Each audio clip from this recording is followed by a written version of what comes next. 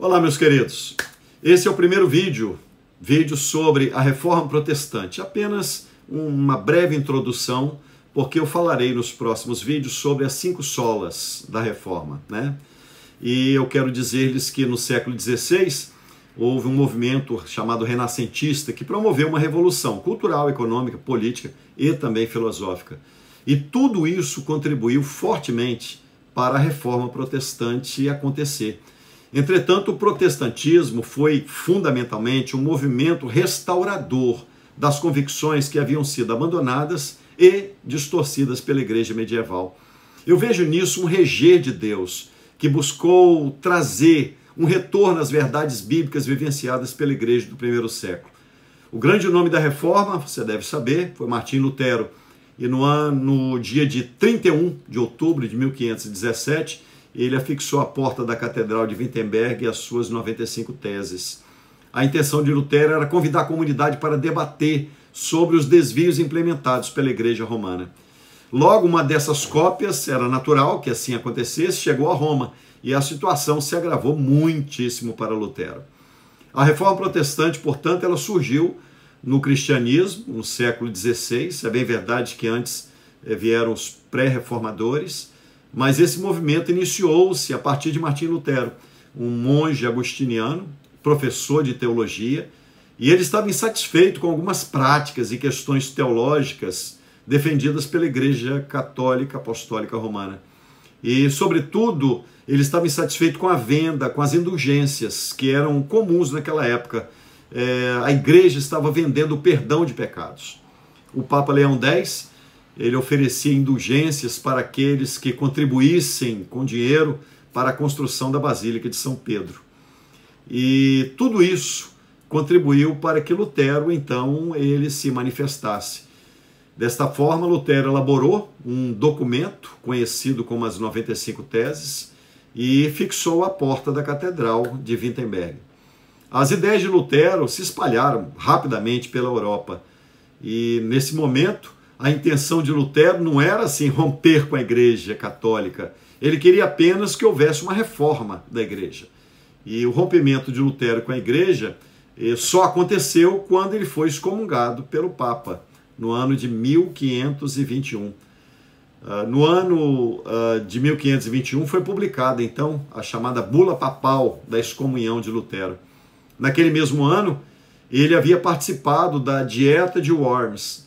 Naquele momento, ele reafirmou as suas convicções e, após este fato, foi necessário que Frederico o Sábio, príncipe da Saxônia, mandasse sequestrar Lutero e mandasse levá-lo para o castelo de Wartburgo. Aquele sequestro, na verdade, foi uma estratégia usada para salvar Lutero dos inimigos que planejavam assassiná-lo, antes, obviamente, dele chegar à sua residência. E tudo isso contribuiu fortemente para que a Reforma Protestante ela se expandisse pelo Sacro Império.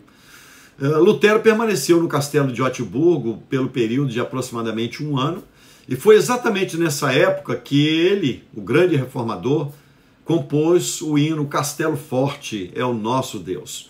Esse hino é um símbolo daquele momento da história conhecido como Reforma Protestante.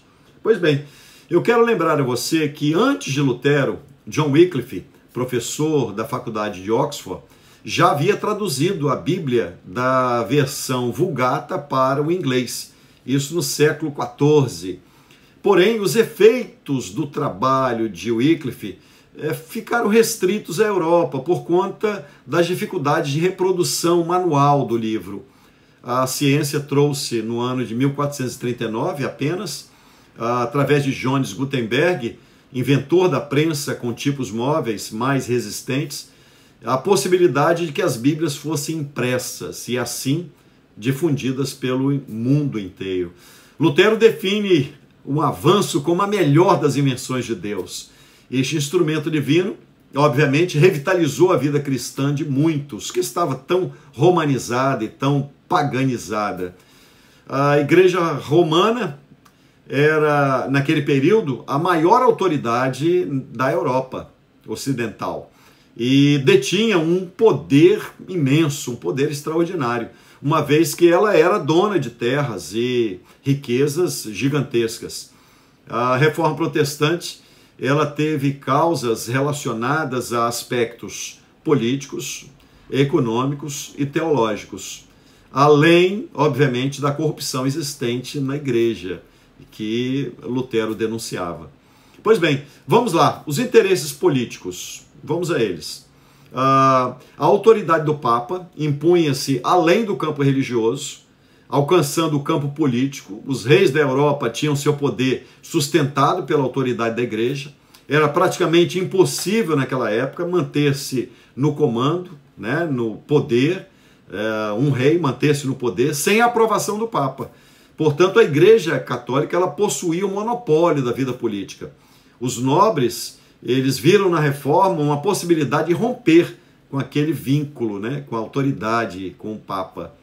O segundo aspecto que eu destaco são os interesses econômicos. A igreja ela estipulava cobrança de impostos a todos os seus fiéis. Um terceiro aspecto que eu já mencionei é o aspecto teológico, né? E mesmo antes de Lutero, muitos começaram a questionar as posições da igreja. Pode-se ressaltar, por exemplo, os valdenses que surgiram na França no final do século XII e a partir das pregações de Pedro Valdo, né?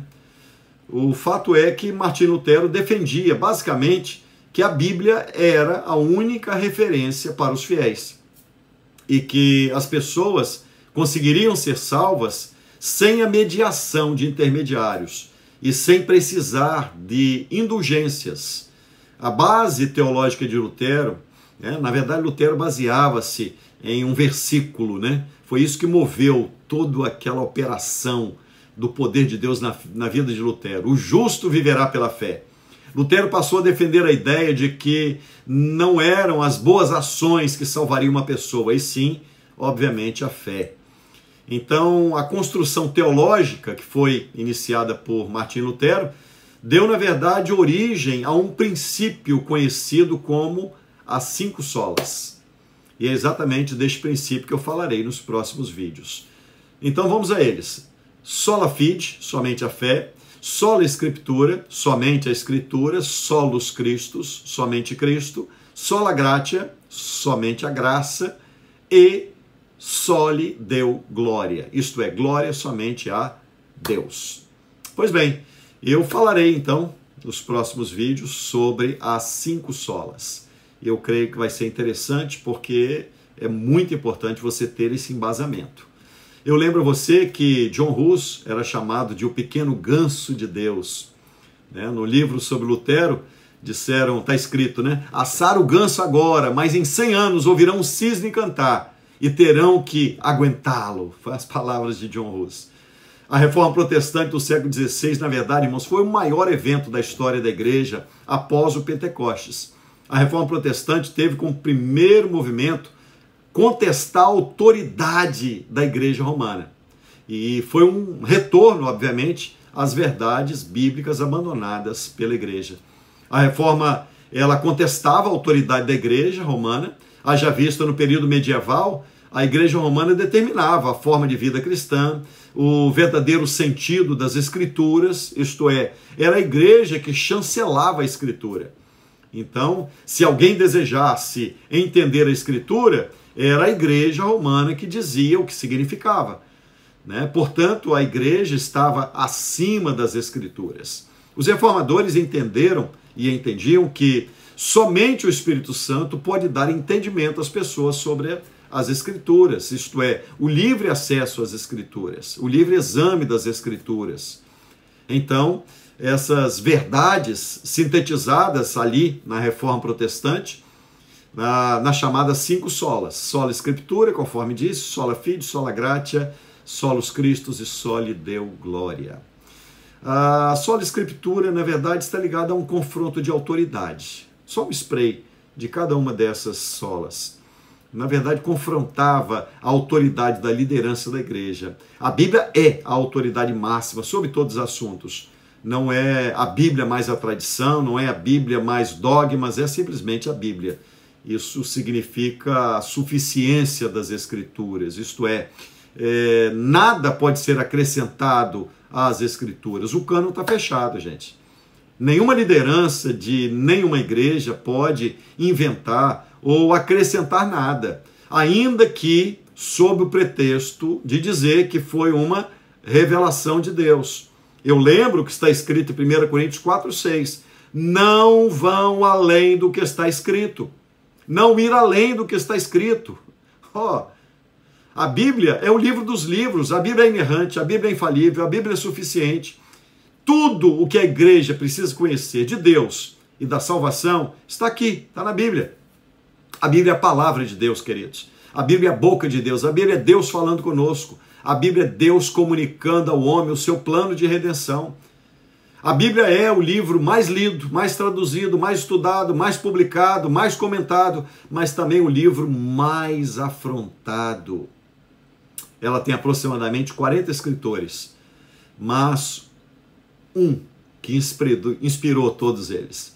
Foi escrito no período de 1500 a 1600 anos por homens que estavam distantes geograficamente, historicamente, com culturas diferentes, e apesar de tudo isso, a Bíblia apresenta uma harmonia plena, sem contradições.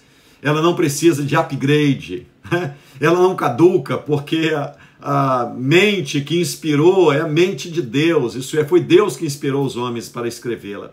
A Bíblia é o livro mais atacado do mundo, mas sempre saiu vitoriosa em todas as fornalhas da intolerância, porque a Bíblia é a palavra de Deus. A Bíblia é o livro inspirado. A Bíblia é o sopro redentor de Deus.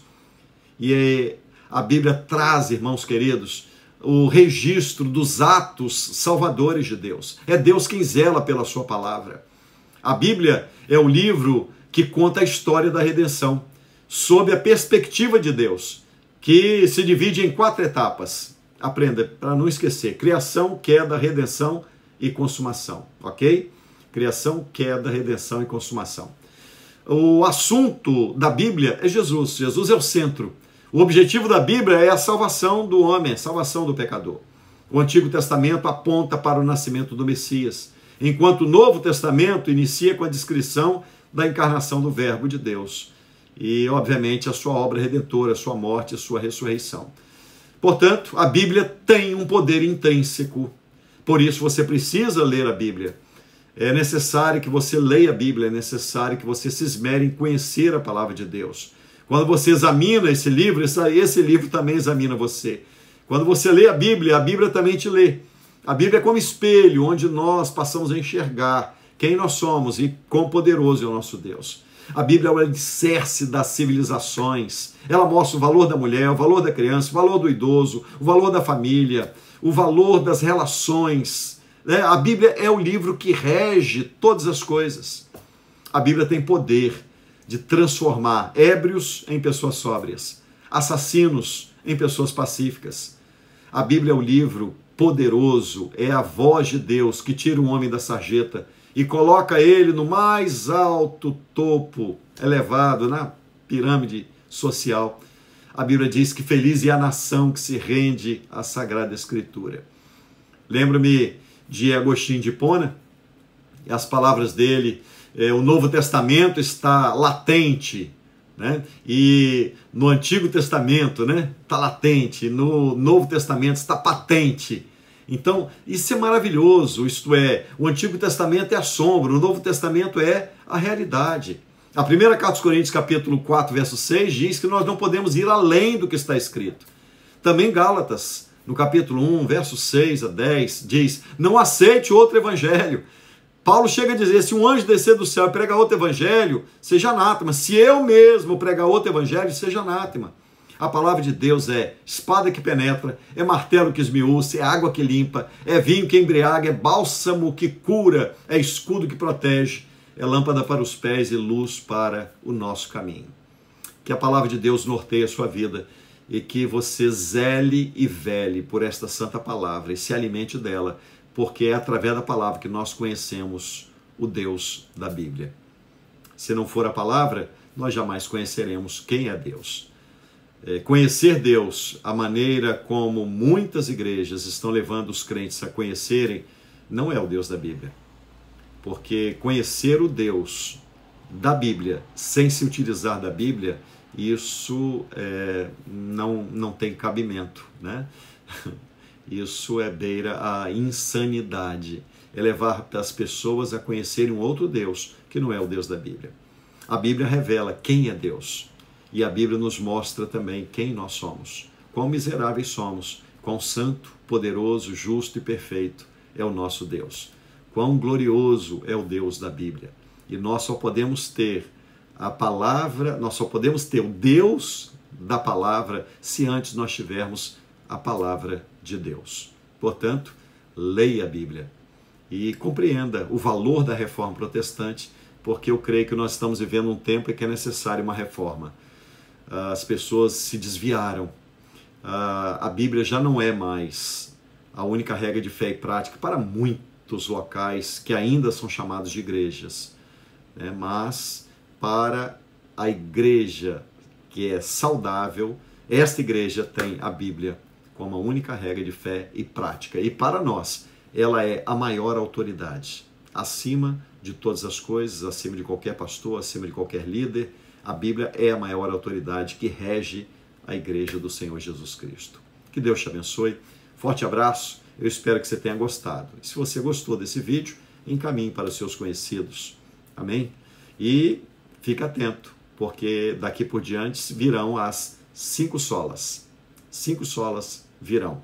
Sola Escritura, sola gratia, sola fide, solus Christus e soli Deo Glória. Te aguardo. Deus te abençoe.